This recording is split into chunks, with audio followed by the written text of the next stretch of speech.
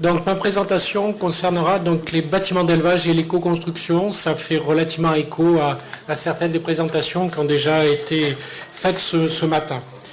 Là, nous avons ce programme a été fait donc a été piloté par l'Institut de l'élevage et puis un partenariat avec les instituts techniques des filières animales, porcines et avicoles, et puis un certain nombre de chambres d'agriculture et d'organismes de professionnels agricoles. Alors, la définition qu'on a adoptée dans ce groupe de travail, c'est éco-construire un bâtiment d'élevage. C'est créer un bâtiment donc doté des technologies lui permettant de respecter au mieux l'environnement, hein, aussi bien dans sa construction que son fonctionnement. Hein. C'est vrai que cette notion de chercher à s'intégrer donc le plus possible dans un milieu en utilisant donc des ressources naturelles et locales. C'est vrai aussi qu'on a mis en avant le fait que ça s'inscrive dans une logique d'optimisation et une logique d'optimisation économique. Alors, en quelques phrases, parce qu'effectivement, c'est un travail qui nous a demandé plusieurs années, c'est quelque chose qui est opérationnel aujourd'hui.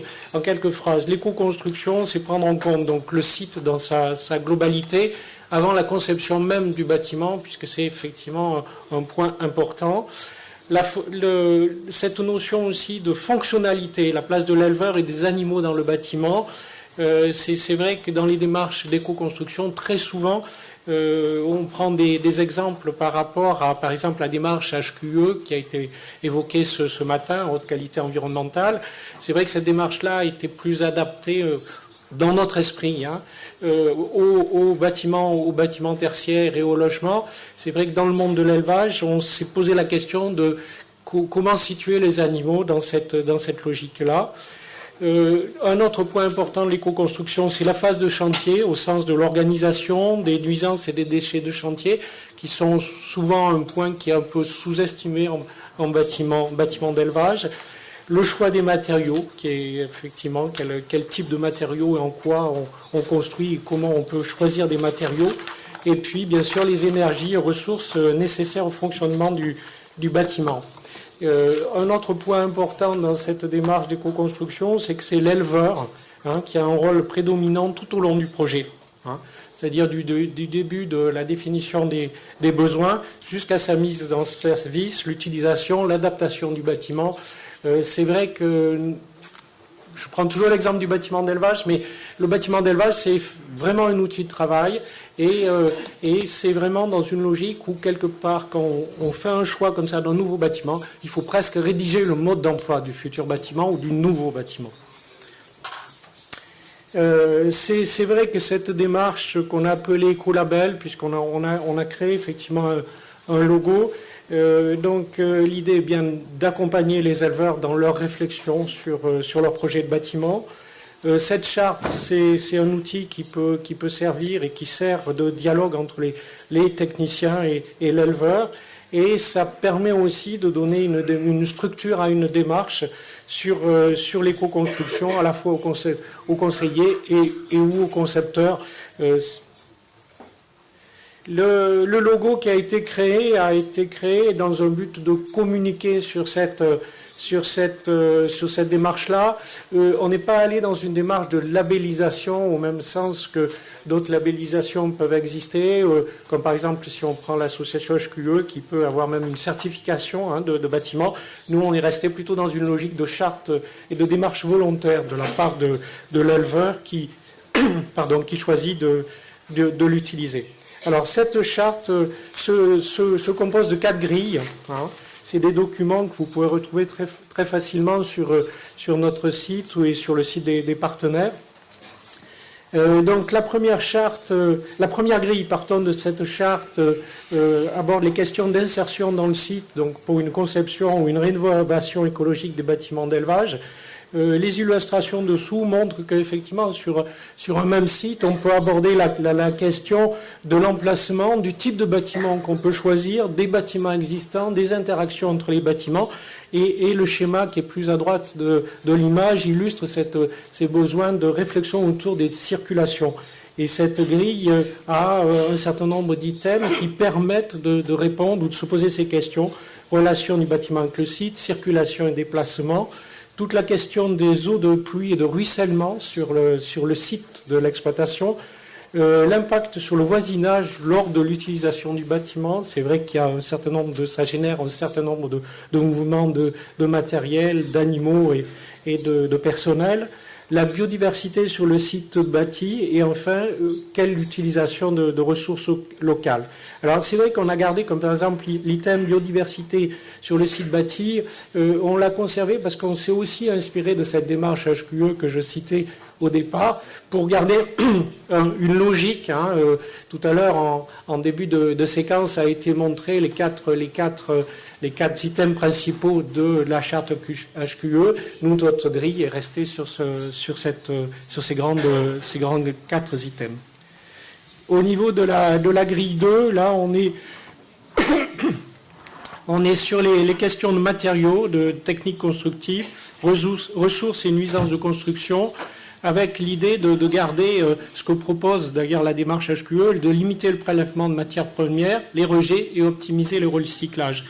Alors, c'est vrai que cette charte a été travaillée dans le monde du bâtiment d'élevage.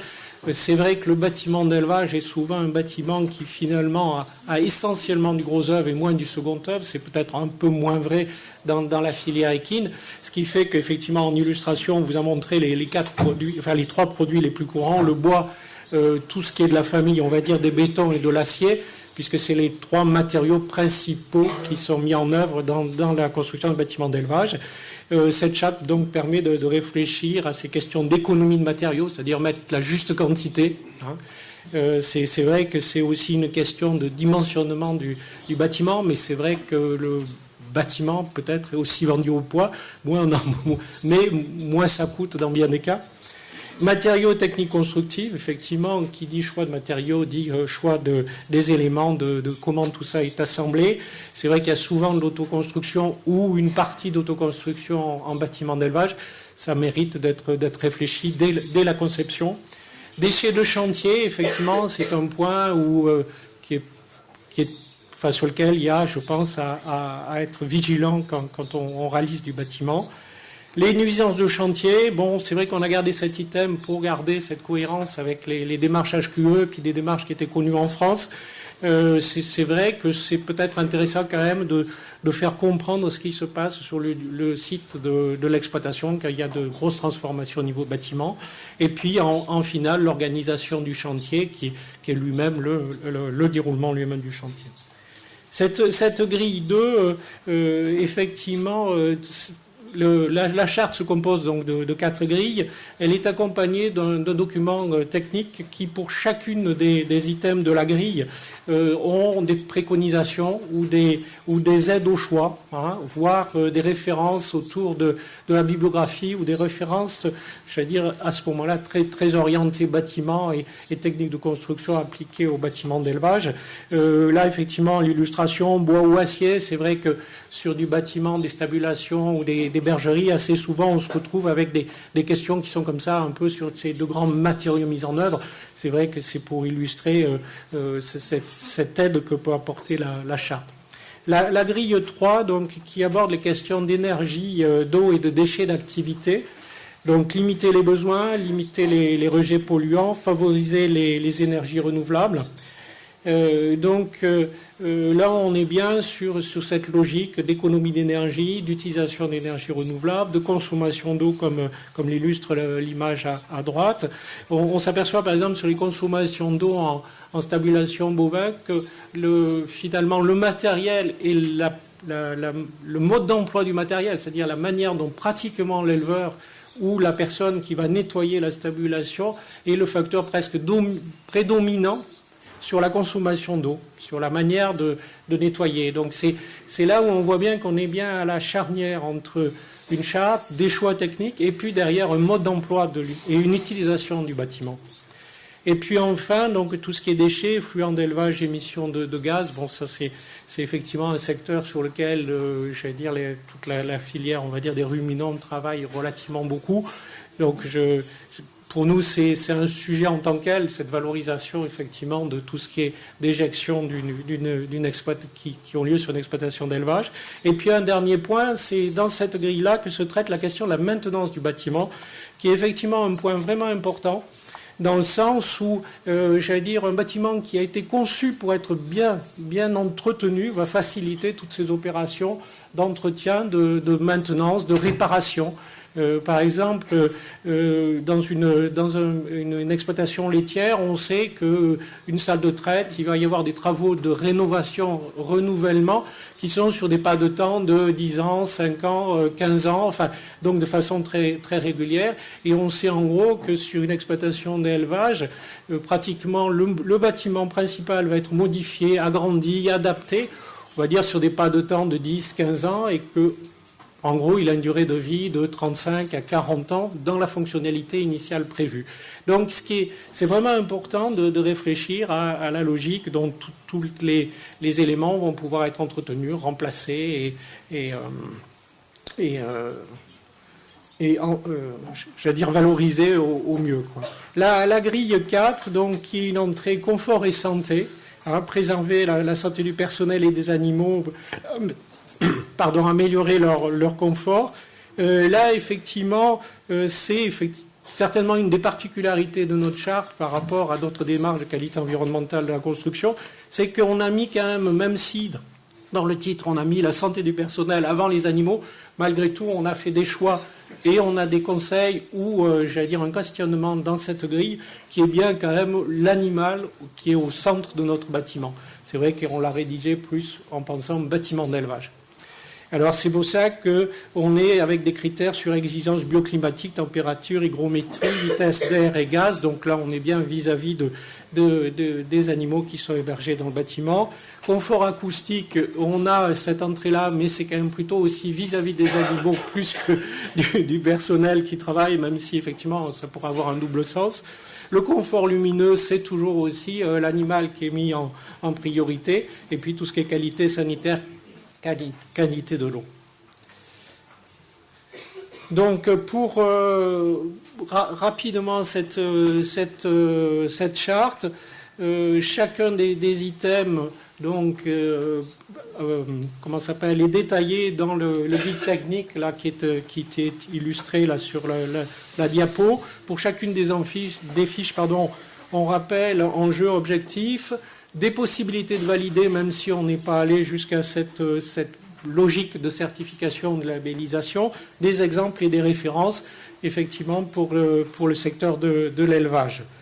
Donc, l'utilisation de la charte telle qu'on l'a imaginée aujourd'hui, c'est effectivement bien l'éleveur qui est au centre de la démarche, qui choisit les points qu'il prend en compte, et puis derrière un échange, un travail en équipe avec CBE, effectivement je n'aurais pas dû garder l'acronyme, je m'en excuse, c'est les conseillers bâtiments d'élevage qui sont effectivement un point vraiment important dans le dispositif, dans l'élevage des ruminants, les éleveurs, et puis donc ce guide technique, ça permet aussi un possible retour et contrôle de la qualité environnementale du bâtiment construit.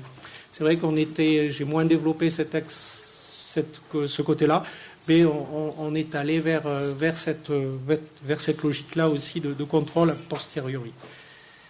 Voilà, donc c'est en ligne sur le site de l'Institut de l'élevage pour lequel je travaille, mais vous pouvez le trouver très facilement sur le site de nos autres partenaires, des chambres d'agriculture ou des autres instituts techniques. Merci.